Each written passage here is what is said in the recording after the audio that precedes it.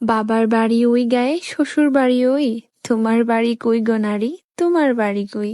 আমাদের দেশে একটি কথা প্রচলিত আছে যে শ্বশুর বাড়ি মধুর হাঁড়ি, তবে নিজের বাবার বাড়ির মতো সুখ শান্তি বোধ করি আর কোথাও নেই। এমনকি সেটা নিজের বাড়িতেও নেই। নিজের বাড়ির বেলাতে হয়তো অনেকেরই মনে হবে যে নিজের বাড়ি থেকে বাপের বাড়িতে শান্তি বেশি হয় কিভাবে। ব্যাপারটা অন্যরকম ভাবে ভাবুন। আপনি যখন নিজের বাড়িতে থাকবেন তখন সেই বাড়ির সকল কিছুর দায়িত্ব আপনাকেই পালন করতে হবে, সকল ঝামেলাও আপনাকেই সামলাতে হবে। অন্যদিকে বাপের বাড়ি হলো এমন এক জায়গা যেখানে আপনি কোনো প্রকার চিন্তা ভাবনা ছাড়াই সময় পার করে দিতে পারবেন, কারণ আপনার মাথার উপর আপনার বাবা মা রয়েছে, সবকিছু দেখাশোনা করবে সে।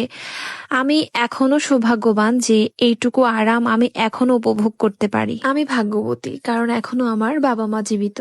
মাঝে মাঝে মায়ের দিকে তাকিয়ে ভাবি, সেই ছোটবেলা থেকেই দেখছি মা সবার জন্য করে আসছে, মা সবার সেবা যত্ন করছে, সবার খেয়াল রাখছে, কিন্তু কোনোদিন একবারও ভেবে দেখিনি যে আসলে মাকে কেউ যত্ন করছে কিনা, মার খেয়াল কেউ রাখছে কিনা। আচ্ছা, আমাদের মেয়েদের নিজের বলতে কিছু নেই কেন? কেন হয় না মেয়েদের নিজের একটা ঘর? কেন হয় না মেয়েদের নিজের একটা বাসস্থান?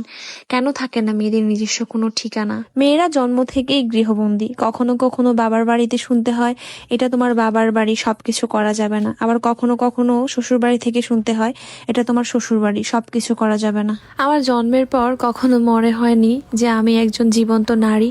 সব সময় আমার মনে হয়েছে হয়তোবা আমি জীবন্ত কোনো একটা পুতুল, যাকে যেভাবে ইচ্ছা পরিচালনা করা যায়। আমার আজ মনে হচ্ছে কবির ওই কবিতাটাই পূর্ণতা পেল। ওই যে কবি বলেছিল না, সারা জীবন ভাত রাঁধিলি পরের হাঁড়িতে, আপন ভেবে বাস করিলি পরের বাড়িতে। যেমন পরের ঘরে বেঁধে বাসা, বাস করে চড়ুই, তোমার বাড়ি কই গো নারী, তোমার বাড়ি কই। শিশুকাল আর শৈশব কাটে বাবার আশ্রয়ে, যৌবন কাটে স্বামীর সাথে শ্বশুর আলয়ে, বৃদ্ধকালে আশ্রয় নাই আর ছেলের কাছেই রই, তোমার বাড়ি কই গো নারী, তোমার বাড়ি কই। নারীদের সত্যি বলতে কোনো বাড়িই হয় না, নারীদের হয় আশ্রয়স্থান, যেটা যে কোনো মুহূর্তেই ধ্বংস হয়ে যেতে পারে। নারীর শেষ ঠিকানা হতে পারে বৃদ্ধাশ্রম। আচ্ছা, আমরা নারীরা কি কখনো মুক্ত আকাশে পাখির মতো উড়ে বেড়াতে পারবো না? নিজের স্বাধীনতা কি কখনো আমরা খুঁজে পাবো না?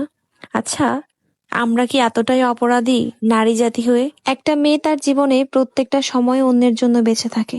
জন্মের পর বাবা মায়ের জন্য, বিয়ের পর স্বামীর জন্য, সন্তান হওয়ার পর তার সন্তানের জন্য। মেয়েদের নিজের বলতে কিছুই হয় না, মেয়েরা হয় পরিচিতা। কখনো পরিচয় দেয় এটা আমার বাবার বাড়ি, আবার কখনো পরিচয় দেয় এটা আমার স্বামীর বাড়ি।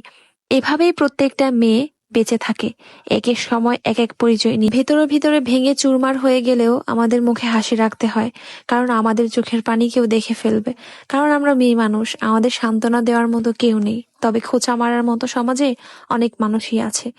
তাই মেয়ে মানুষকে প্রত্যেকটা কদমই ভেবে চিনতে ফেলতে হয়। তাই একটা কথাই বলতে চাই, নারী জাতিকে প্রত্যেকটা পুরুষেরই সম্মান করা উচিত।